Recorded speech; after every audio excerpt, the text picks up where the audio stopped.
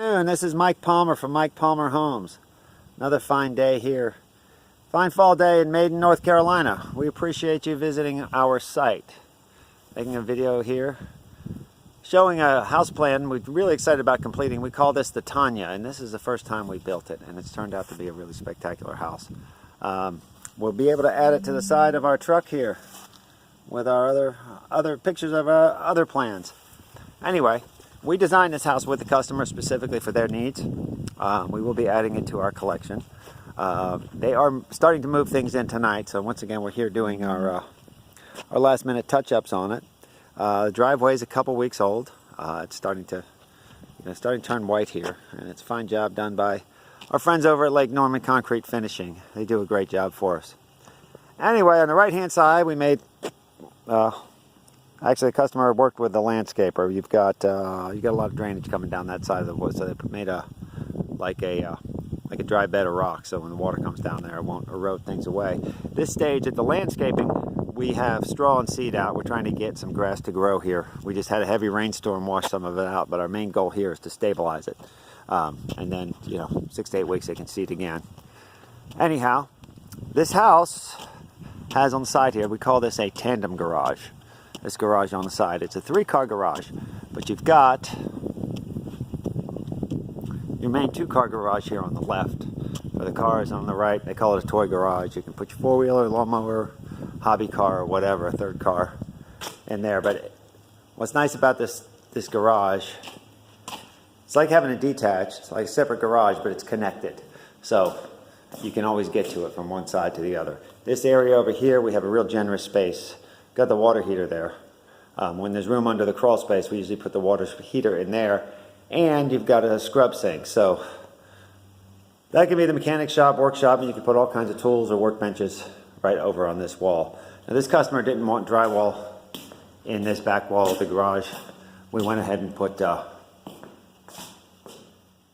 plywood there for them, so that he wants to nail pegboards and different things on there, so he can hang up different tools and whatnot. We did that on this wall as well for them. Normally we'll drywall our garages. And we got to pull down attic stairs for, there's plenty of space up in the attic. Anyway, but some people who discuss this plan, if they don't want to go through the expense, you don't have to have this garage. You can just have a nice 2-car garage with a good workshop area. It'd still be very generous.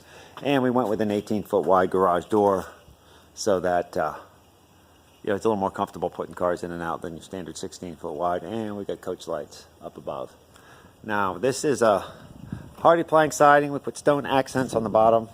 One of the things we like to do is put that water table sill. That's just a ledge, so that any water drips down, it'll drip over the stone instead of saturating it and lessening the possibility of any water getting behind there. This vertical siding here, that's called board and batten, and that kind of gives it that craftsman look as opposed to the horizontal. This one we have a mix of the horizontal board and batten and the vertical siding. Once again, stone highlight down here. This is called Pennsylvania Ledgestone from Dutch Quality. Now you look at the front porch, we did stone-based columns, and we did a double cedar, finished cedar effect. We just did the detail up there. That's not stained yet. We still got a little more work to do on that, but we're really closing in on it. It should be done by the end of the afternoon. And up here you see we went with the metal roof accent, the standing seam accent up there, and up on that soffit there. Now if you notice, this is Hardiplank, this siding, but up on the soffit, that's a vinyl soffit with aluminum fascia, and we painted it the same color. That's the part that's hardest to maintain, so we go the maintenance-free product up there, but you really can't see it.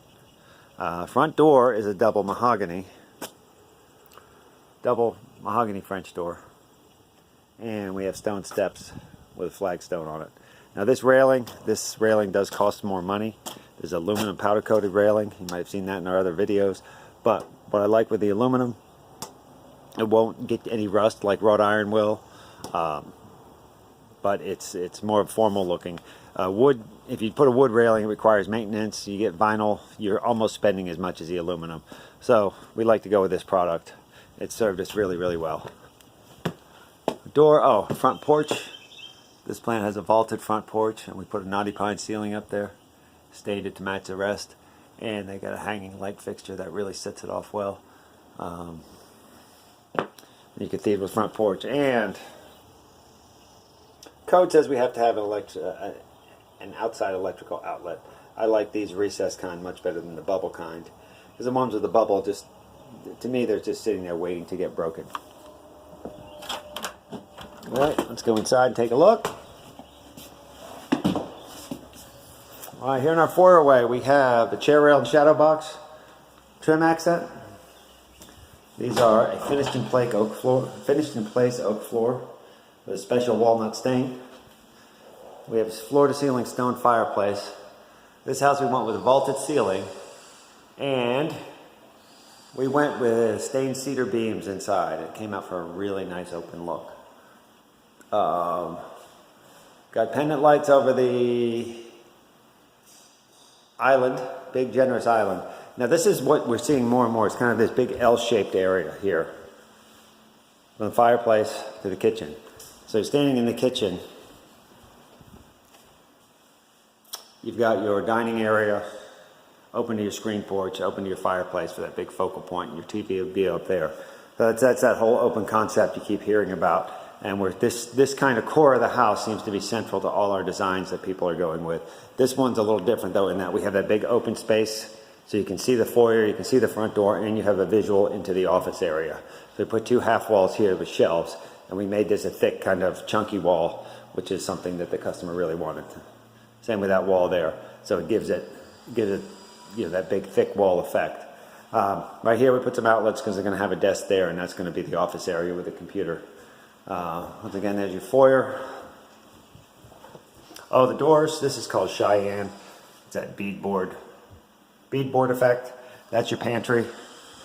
And there we have, bump the camera. We have some wire shelves in your pantry area. This is your mudroom. Now they're going to put a bench there. A lot of times, sometimes we'll do a built-in bench or drop zone. Bench with the cubbies and the beadboard to hang books and to hang book bags, shoes, etc. But when you walk in from the garage, there's your garage, your entryway, you have like a mudroom area here. And here will be your laundry room. And it is nice to have a separate laundry room. It's got natural light in here that you can close the door and close all that business off from people walking in and out of the house, because we know we all live our lives in and out of the garage. Kitchen, they've got the oven microwave combo. Nice KitchenAid stainless steel. That's all built into a cabinet. Looks like a double oven, but the top is actually a microwave, but I think it browns. Now, typically, in our other videos, we go with a tile backsplash. They opted to go with a stone one, so you have that stone effect. They went with a pot filler here, and you've got your 36-inch cooktop. The island, it's quiet KitchenAid stainless steel, and we went with a single bowl sink, which seems to be much in fashion, rather than the separated left and right. Gives you more room to do what you're going to do. Right out on the screen porch,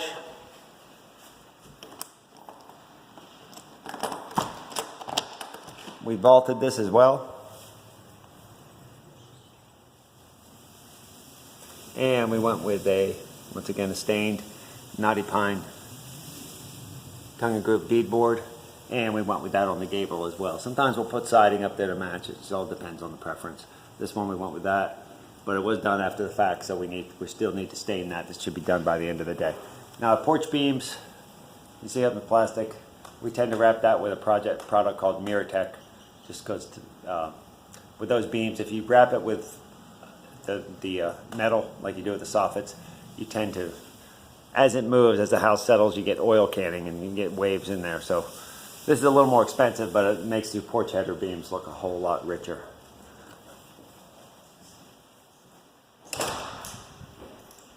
Okay, we've got two back bedrooms. A linen closet here. Oh, this is the hall bathroom. Again, you've seen our videos in the back bathrooms. We go ahead and put granite there when we're doing granite in the kitchen. It just seems like it's not worth the little bit of savings you get. And I went with a square sink, which is an option. Elongated bowl, comfort height toilets, which is standard. And this is just a tub shower. That's going to be covered by a shower curtain. And they went with the oil rub bronze fixtures as well as the towel bar. But the floor in here, this is that tile, but it looks like wood, ceramic tile. So you get that transition from your floor. It looks very similar from your hardwood floor into your tile, so that you have you don't have that abrupt change in color. You have more of the monochromatic effect. Back bedrooms. This is just bedroom 2 and 3. We always wire for ceiling fan in the back bedrooms with ceiling fan and light kit. It's because just about everybody wants it, so we went ahead and did it. Now in this house we went with the rounded corner on the sheetrock, so it changes the trim a little bit down below. Anyway, once again they started moving some things in. Anyway, this is the back bedroom, ceiling fan and light kit. The thing is, with the closet doors, we go with a double ball catch door. We like real hinges on there. I don't like the bifold doors. They tend to break really easily. They end up broken before we're done the house, so I stopped using them years ago. And I avoid them. And they went with the decor switches, which are these flat switches, with just a different style, which is available to you. Okay, once again, we're going to look at this great room. Those fantastic cedar beams. Very, very nice. And let's go check out the master suite.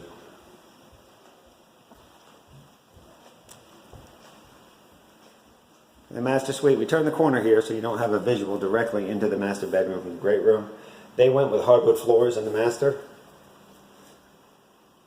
Again, they are brand new, just freshly finished. We try to do that final coat on the hardwood floor at the very, very end so that it doesn't get beat up during and take traffic while people are doing your final paint and sheetrock. But this is going to be the wall where the TV is, so we put the TV and the receptacle jack up higher for them.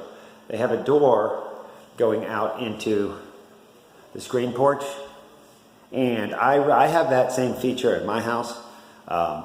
We really enjoy it because if it's a nice night and we want to hear the crickets chirp, and rather than running around opening all the windows, we just open the door and get you that fresh air from the outside.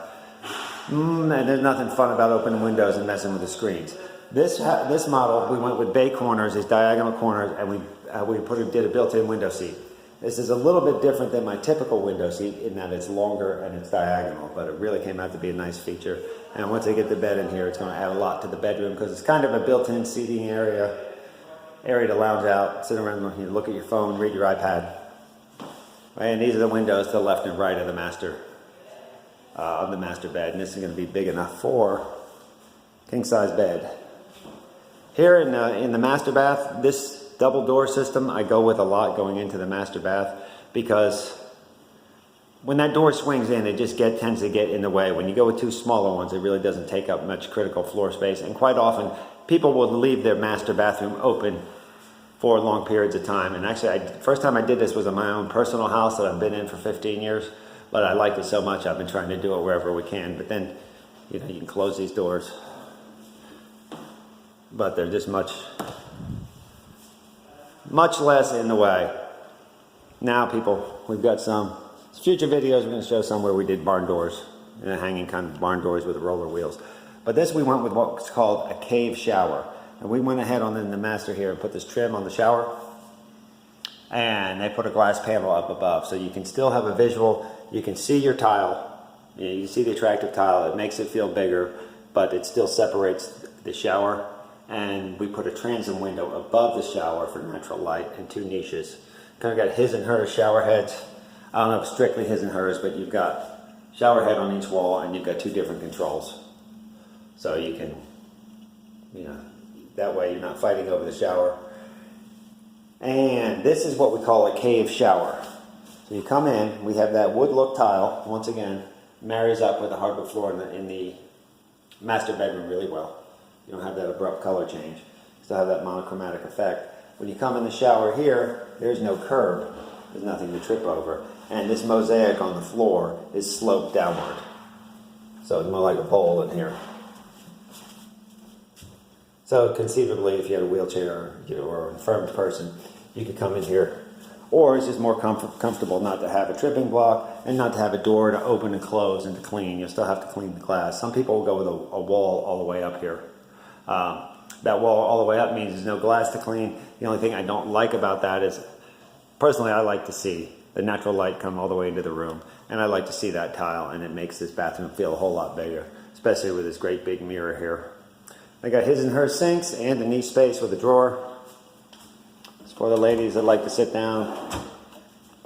I know my wife, when she gets ready for work, likes to sit down in a chair in the knee space. Well, we've got, once again, rectangular sinks, which is just a customer preference. And here's Commode Room. Not a whole lot to see there. And this is your master closet. Now you do have one window in the master closet, so you get some natural light. Obviously you'll have a mini blind there, and then we have a shelving system left and right. But this is a very generous sized master closet. And they went ahead, vaulted the ceiling, and put a cedar beam up here, as well as a master here. This master has a vaulted ceiling, so this master bath really feels large. You have this great kind of soaring ceiling effect, and we've got two eyeball lights, coming down on the shower and in this area here where you'll have your towel racks, and you have your towel over here, so you can just reach it right out of the shower and have lots and lots of room in there.